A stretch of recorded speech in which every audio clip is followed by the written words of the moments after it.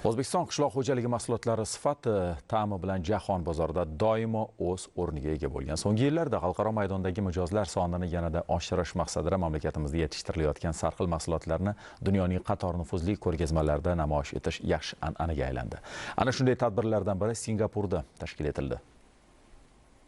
Tadbirkorlar uchun yaratilgan qulayliklar bois ayni paytda O'zbekiston zaminida yetishtirilgan mahsulotlar Singapur bozorigacha yetib bordi. Singapur markazidagi Marina savdo majmuasida tashkil etilgan O'zbekiston mahsulotlari yarmarkasida undan ortiq o'zbekistonlik tadbirkorlar o'zlari yetishtirgan mahsulotlari bilan ishtirok etib, ularning tabiiyligi, sifati va ta'mi bilan yana bir bor xorijliklar e'tirofiga sazovor bo'ldi.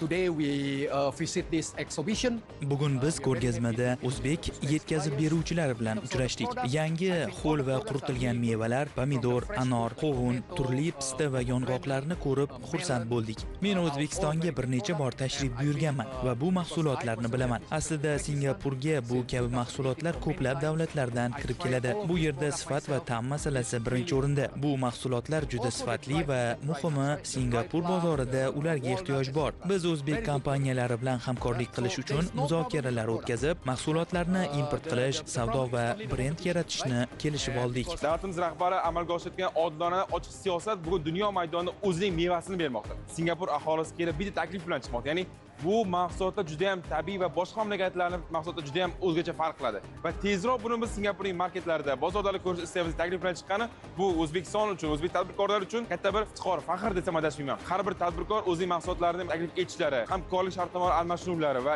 eng asosiysi Singapur davlatidagi ishlab chiqarish hamkorlik zonalari bilan, tadbirkorlik subyektlari bilan o'zaro almashinuv, taklif va g'oyalar fikr almashinuv ham bu qaysi ma'noda O'zbekistonimizning yana bir bor dunyo maydoniga ochiqlik, oshkoralik va tezkorlik bilan kirib borayotganini bilishimiz mumkin.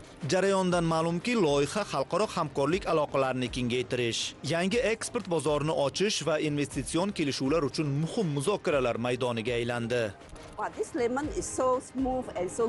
Men ushbu yarmarkada ilk bor o'zbek limonini tatib ko'rdim. Avvalo uning yorqin va tabiiy sariq rangi e'tiborimni tortdi. Bu yerda hammasi juda yangi va sifatli ekanini ko'rdim. Ta'mi esa nihoyatda betakror. Nordonligi bilan birga o'ziga xos shirinligi, tabiiy balansi bor. Ayniqsa limonning xushbo'y ifori men uchun katta taassurot bo'ldi. Odatda bu kabi tabiiy va sof mahsulotlar faqat kichik orollarda, organik bozorlarda bo'ladi. Men ilgari O'zbekiston haqida ko'p ma'lumotlarga ega emasdim, ammo bugungi yarmarkada bu mamlakatning tabiiy mahsulotlari naqadar yuksak darajada ekanini ko'rib, albatta bir kun O'zbekistonga borishni va madaniyatini, tabiatini o'z ko'zim bilan ko'rishni niyat qildim.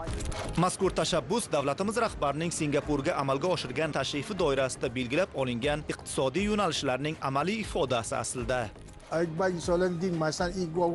Shuni aytishim kerakki, O'zbekiston mahsulotlari yarmarkasi menda katta taassurot qoldirdi. Tashkilotchilik darajasi, atmosferadagi iliqlik va o'zbekona mehmondo'stlikdan o'zimni naqadar qulay his qildim. Bu yerda faqat mahsulot emas, balki madaniyat va qadriyat namoyon. Tadbirkorlar o'z mahsulotini oddiy savdo sifatida emas, balki milliy iftixor sifatida taqdim etayotgani kishini ajablantiradi. Ayniqsa ularning sifat, ekologik tozaligi va xalqaro standartlarga mosligi borasidagi yondashuv qoyil qoldim. Bu esa bugungi kunda sog'lom oziq-ovqatga bo'lgan global ehtiyojiga to'liq javob beradi.